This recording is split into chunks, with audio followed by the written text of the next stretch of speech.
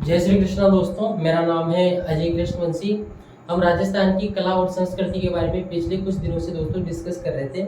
आज भी हम राजस्थान की कला एवं संस्कृति के जो प्रमुख हमारा चैप्टर चल रहा था, राजस्थान के प्रमुख लोक देवता जो कि राजस्थान की अलग अलग प्रतियोगी परीक्षाओं की दृष्टि से महत्वपूर्ण है, उसी के विषय में दोस्तों आज हम चर्चा फिर से करना चाहेंगे।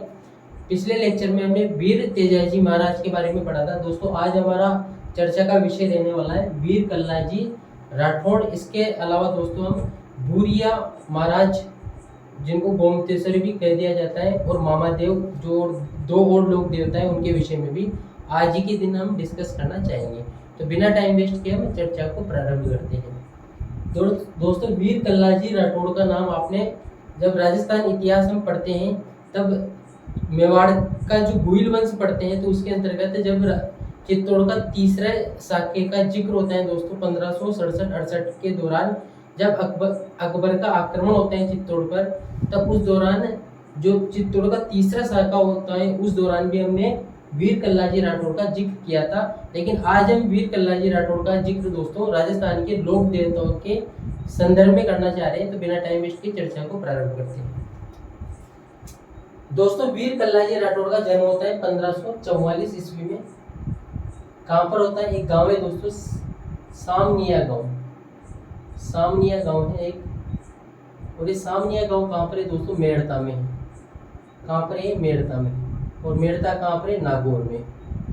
यानी कि राजस्थान के नागौर जिले के मेड़ता तहसील के सामनिया गांव में 1544 में वीर कल्लाजी राठौड़ का जन्म होता है। इनके पिता का नाम है दोस्तों आस सिंह। आस सिंह इनके पिता का नाम है।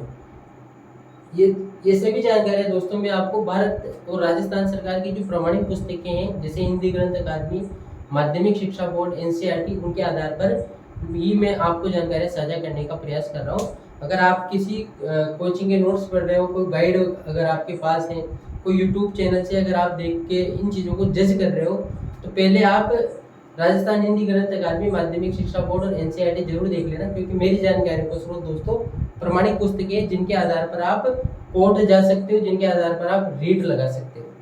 तो इनके पिता का नाम है दोस्तों आस सिंह, माता का नाम है इनका श्वेत सिंह, श्वेत कंवर। माता का क्या नाम है दोस्तों? श्वेत कंवर। इनके दोस्तों कोई पत्नी नहीं थी, यानी कि ये कैसे थे? ब्रह्मचारी आदमी थे, यानी कि इन्होंने विवाह नहीं किया था। इस वजह से दोस्तों इनकी बाल ब्रह्मचारी के रूप में भी पूजा होती है। बाल ब्रह्मचारी के नाम से भी इनकी क्या होती है? पूजा होती है। यानी कि इनके पत्नी नहीं थे, इन्होंने विवाह नहीं किया था। दोस्तों, हमने बहुत सारे लोक देवता पढ़े, लेकिन उनके चाचा, ताऊ आदि का जिक्र हमने नहीं किया था, बुआ का जिक्र भी नहीं किया था। वीर कल्लाजी राठौड़ के संदर्भ में हम ताऊ और बुआ का जिक्र भी करना चाह रहे हैं। इसके पीछे बहुत ही महत्वपूर्ण कारण है। इस लेक्चर के अंत तक या फिर वीर कल्लाजी राठौड़ के बारे में जब हम पूरा पढ़ लेंगे तब आपको समझ में आ जाएगा कि हमने इनके ताऊ और बुआ का जिक्र क्यों किया है। दोस्तों, इनके ताऊ का नाम है जयमल राठौड़। जयमल राठौड़, जिनको दोस्तों जयमल मेड़तिया भी कहा जाता है।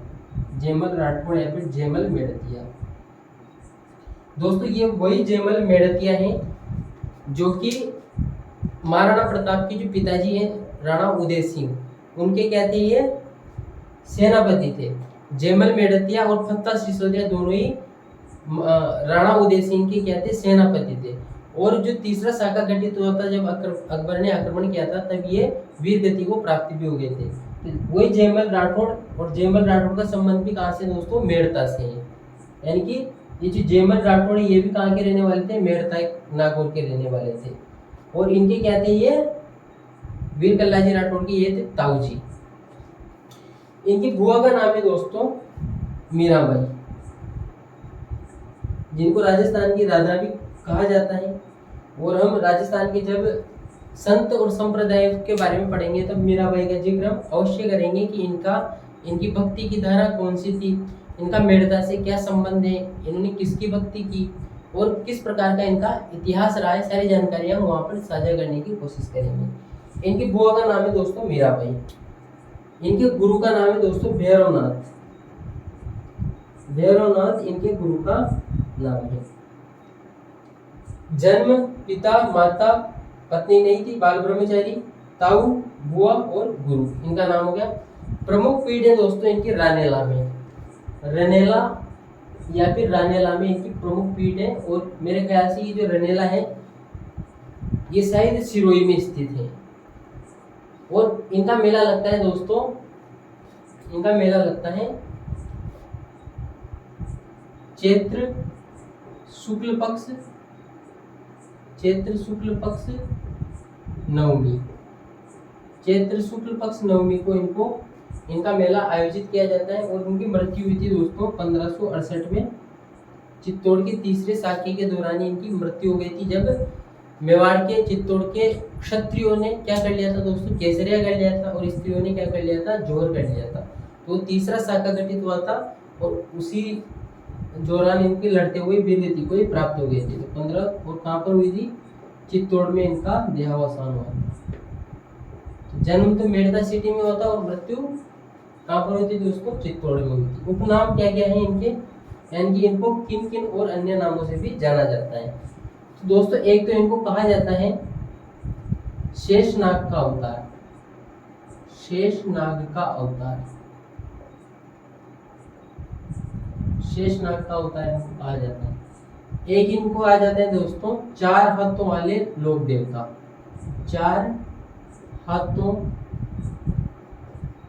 व 2 सिर वाले लोक देवता, 2 सिर वाले लोक देवता।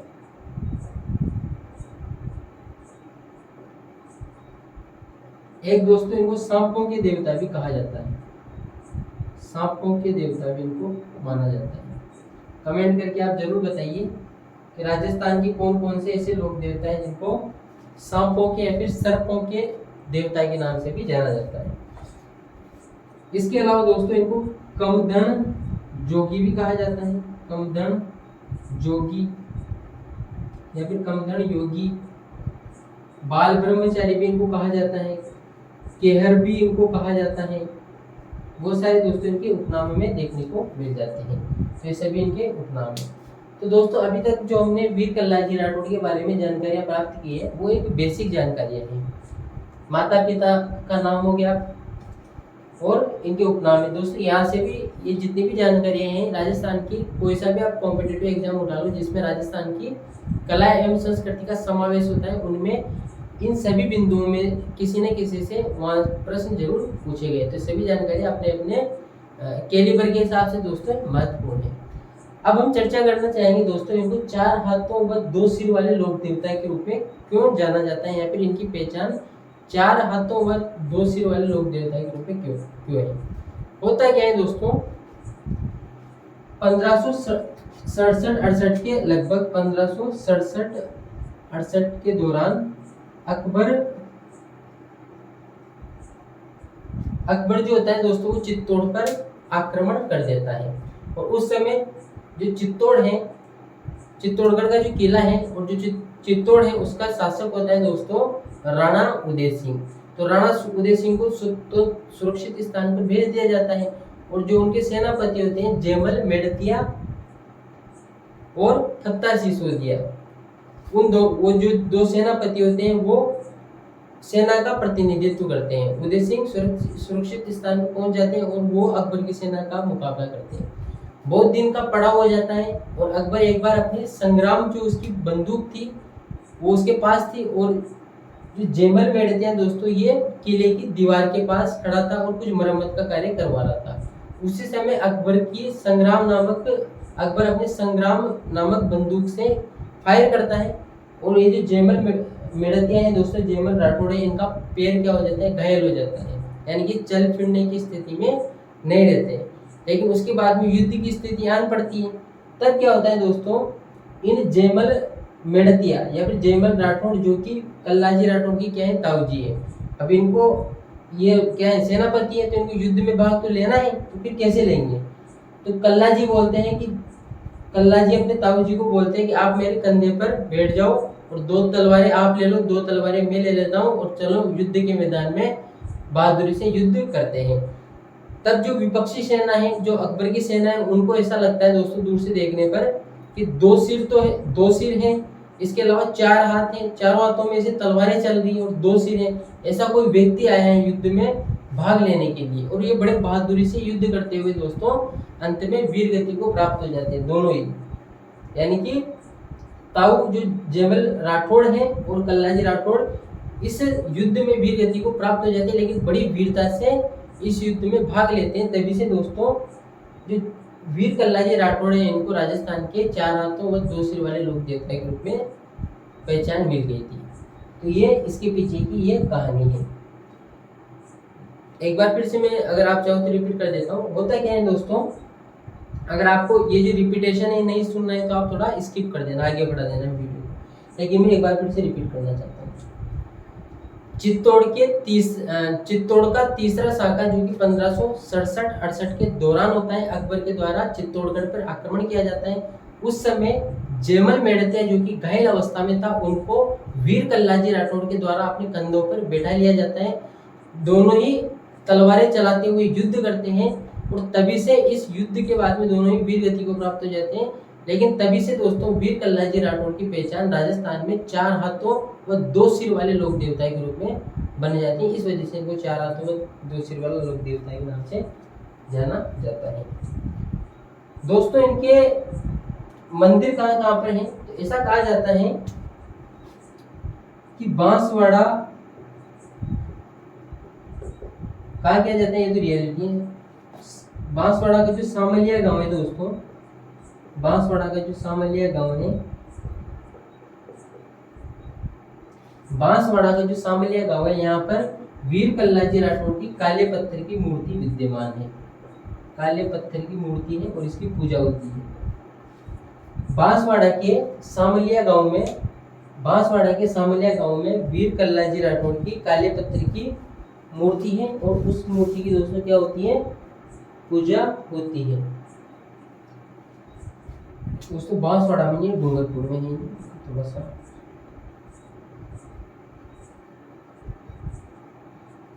राजस्थान के डूंगरपुर जिले के सामलिया गांव में वीर कल्लाजी राठौड़ की काले पत्थर की एक मूर्ति है जिसकी पूजा होती है। और चढ़ावा क्या चढ़ाया जाता है दोस्तों, केसर व अफीम, चढ़ावे के रूप में केसर व अफीम चढ़ाई जाती है। तो ये जानकारी भी आप जरूर ध्यान में रखना, चढ़ावे के रूप में केसर और अफीम चढ़ाई जाती है। और कहाँ पे है दोस्तों इनके मंदिर, तो बांसवाड़ा एक हो गया, डूंगरपुर, बांसवाड़ा, डूंगरपुर, मारवाड़, मेवाड़, इसके अलावा दोस्तों मध्य प्रदेश, यानी कि बांसवाड़ा, डूंगरपुर, मारवाड़, मेवाड़ और मध्य प्रदेश में ऐसा कहा जाता है कि वीर कल्लाजी राठौड़ के लगभग 500 मंदिर हैं। कितने मंदिर है, लगभग इनके 500 मंदिर हैं। तो दोस्तों आज जो हम जिन लोक देवताओं के बारे में चर्चा कर रहे थे उनमें आज हमने पहला जो लोक देवता लिया है आज हमारी चर्चा का, उनका नाम है वीर कल्लाजी राठौड़। और वीर कल्लाजी राठौड़ को चित्तौड़ के तीसरे शाखे में बहादुरी के साथ युद्ध करने के कारण और अपने ताऊ जयमल मेड़तिया या फिर जयमल राठौड़ को अपने कंधे पर बिठाकर युद्ध करने के कारण 4 हाथों व 2 सिर वाले लोक देवता के रूप में राजस्थान में पहचान मिली है।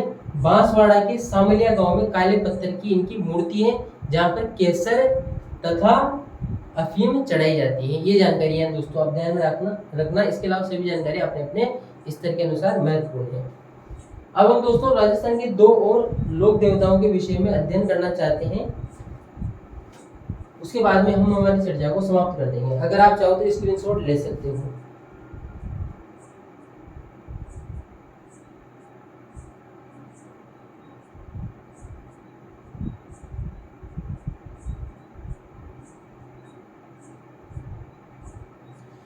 ठीक है दोस्तों, अब हम चर्चा को आगे विस्तार देते हैं, चर्चा को आगे बढ़ाते हैं।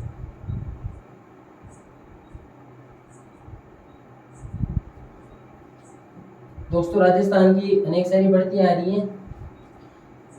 उम्मीद करता हूँ आप सभी राजस्थान की जितने भी कॉम्पिटिटिव एग्जाम आ रहे हैं आपने अपना अपना लक्ष्य तय कर रखा होगा और उन प्रतियोगी परीक्षाओं की आप तैयारी कर रहे होंगे।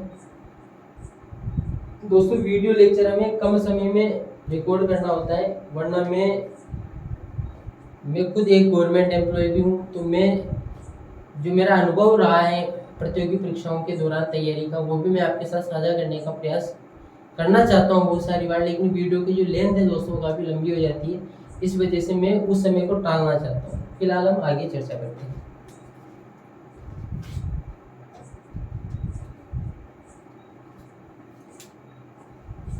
एक और लोक देवता है दोस्तों मामादेव।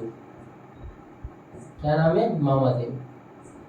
दोस्तों जो मामादेव है इनको राजस्थान में, जो मामादेव है दोस्तों इनको राजस्थान में बरसात के लोक देवता के नाम से जाना जाता है। बरसात के लोक देवता, बरसात के देवता। राजस्थान में बरसात के लोक देवता किसको माना जाता है दोस्तों? मामा देव को माना जाता है। इनके दोस्तों न तो पत्थर की मूर्तियां होती हैं न मिट्टी की मूर्तियां होती है, बल्कि इनके लकड़ी का एक विशिष्ट कलात्मक आकृति के प्रतीक की पूजा की जाती है। क्या बोला मैंने?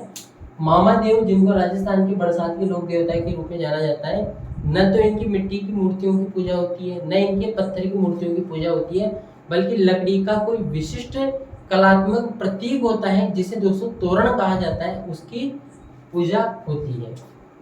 यानी कि तोरण जो कि किसका बना होता है दोस्तों? लकड़ी का बना होता है, उसकी पूजा होती है।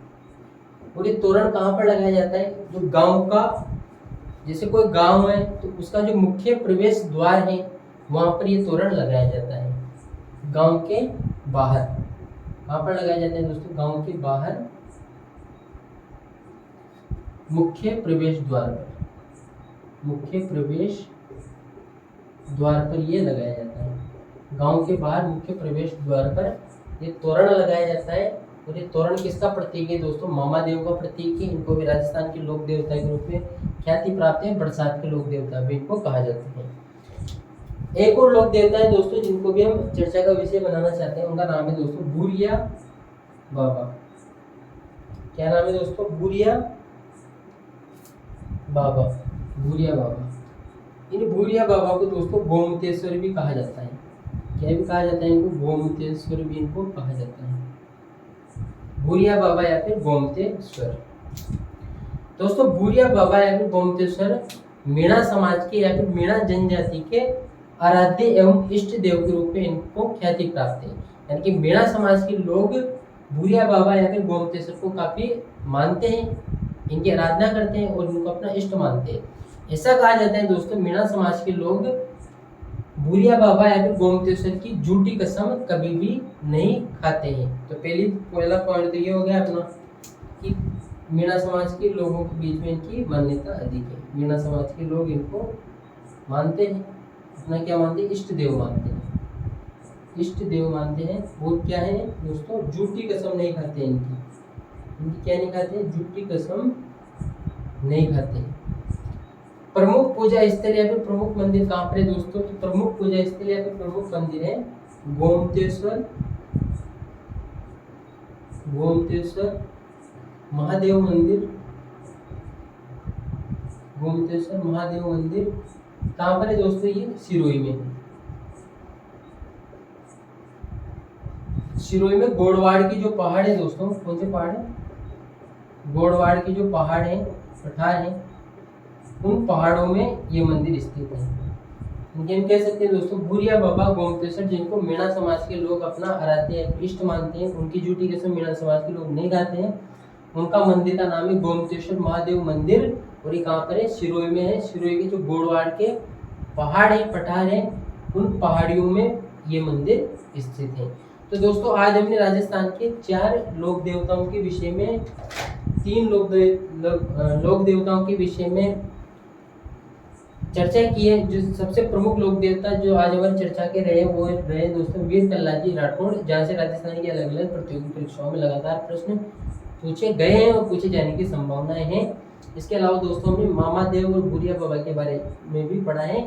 और ये भी दोस्तों कोई भी जो पॉइंट है जो हमारे सिलेबस में वो कम या ज़्यादा महत्व का नहीं होता है।